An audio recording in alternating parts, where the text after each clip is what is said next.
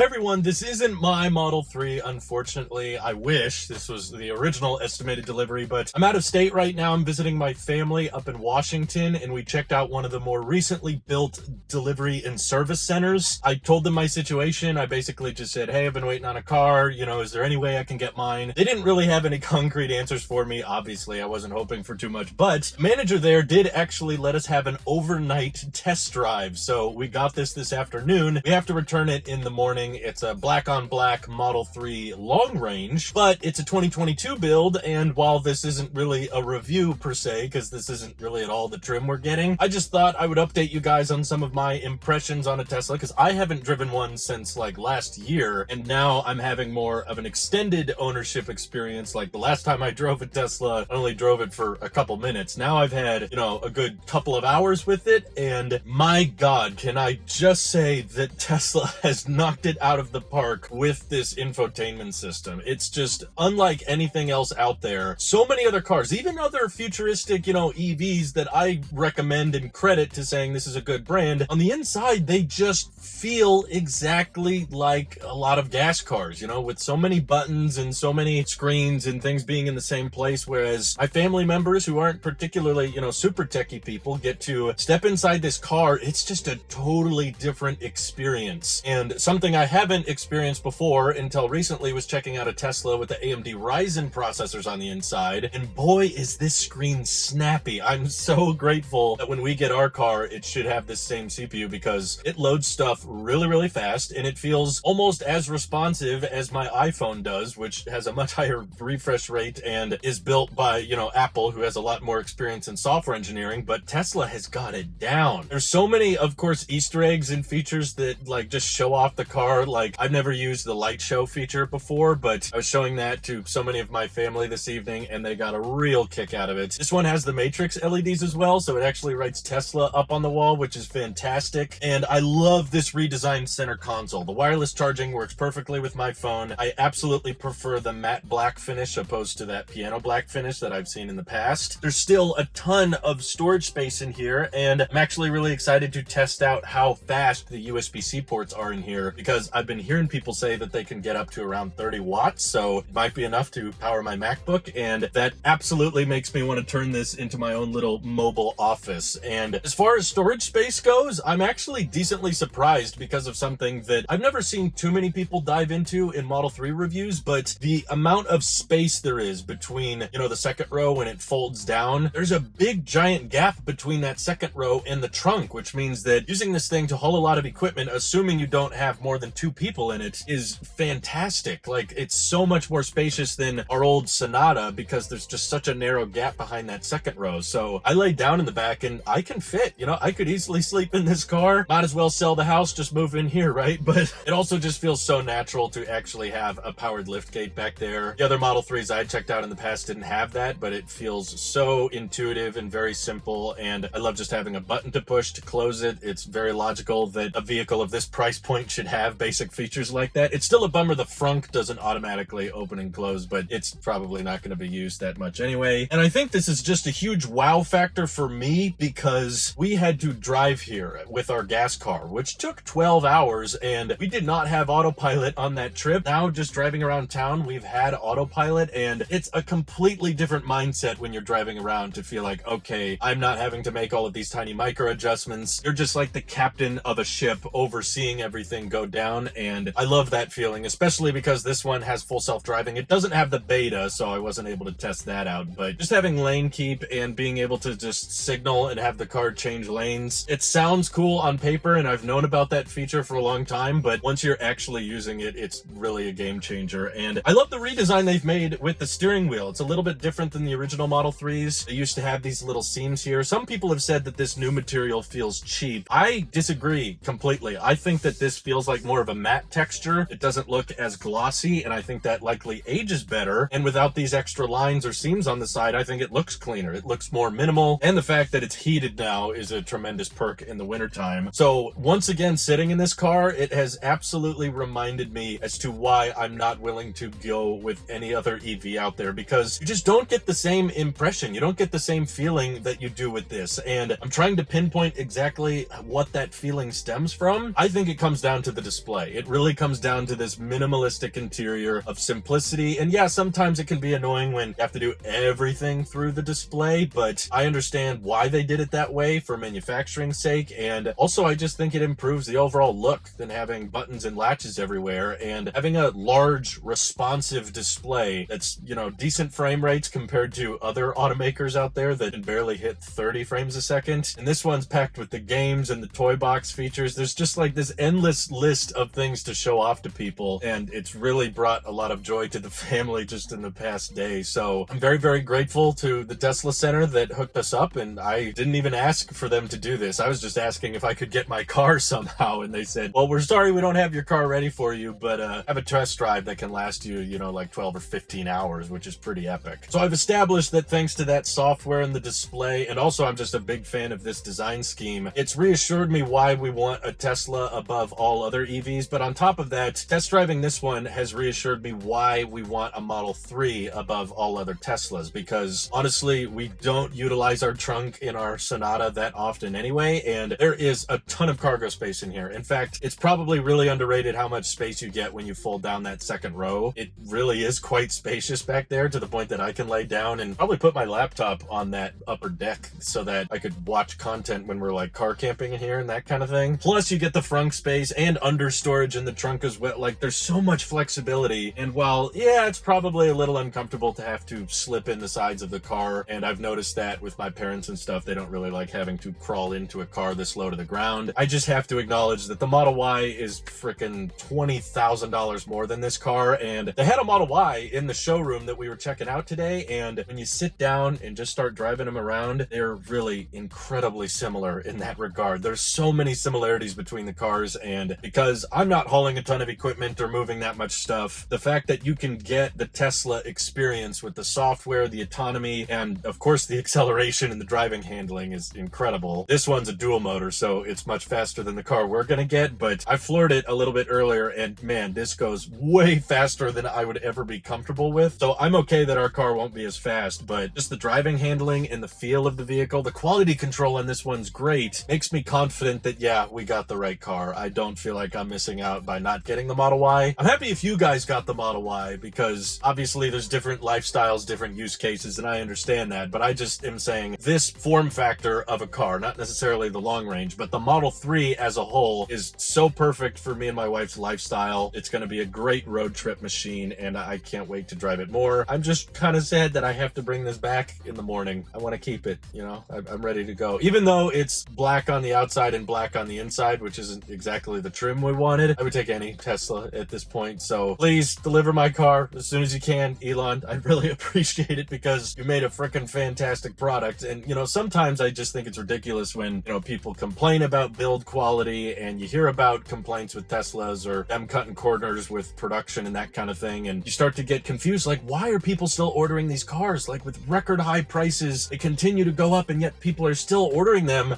Butts in seats. That'll explain everything. Once you sit in this car, as I can attest to all of my family members that I've driven around in this thing over the past few hours, it changes your perspective on a lot of what a car can be. It makes you feel like you're living in the past, and when people sit in it, they just go, okay, we gotta make some financial arrangements now. So I apologize for the bad lighting as well. I'm kind of filming at the end of the day, so I don't have that much control over the lighting as of now, but just thought I would give you guys some like updated impressions on my thoughts on the Model 3, and I know that ours is just going to be even cooler because it'll be lithium iron phosphate, and it'll have the white interior, which we did check out a white interior Model 3 today as well, and it got me super excited all over again. I sat in this car, and I'm still sitting in this car, and I kept thinking to myself, this isn't ours. We didn't order one of these. This is not our car. And yet somehow, thanks to you guys supporting the channel and watching, this is gonna be our car, and I can't wrap my brain around it. It still doesn't feel right. So I apologize for all the fanboying in today's video. I couldn't help it. But once again, thank you to everyone on Patreon supporting this channel directly. Seriously, it makes these videos possible, and it makes us owning this vehicle possible, which I can never say thank you enough for. I've literally never been more excited for any purchase in my life. So thanks again for watching. Have an excellent rest of your day.